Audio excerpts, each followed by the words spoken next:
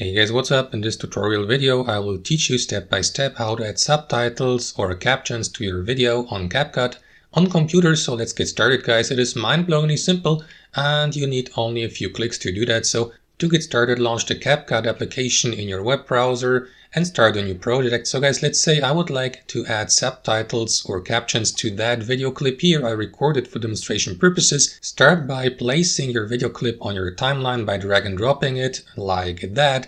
And next guys, head over to this section here on the sidebar, transcript, and click on this button here, transcribe, to let CapCut transcribe your video clip for you. Choose your language here above, like for example English. In this case here, select the video track you would like to transcribe. We will go with video track number 1, that one here. Wait a second for CapCut to transcribe your video clip for you. There you go. And once that's done, click on that icon here at the very bottom, CC, which stands for closed captions. Click on it. Again, wait for a moment to let CapCut add closed captions or auto captions to your video.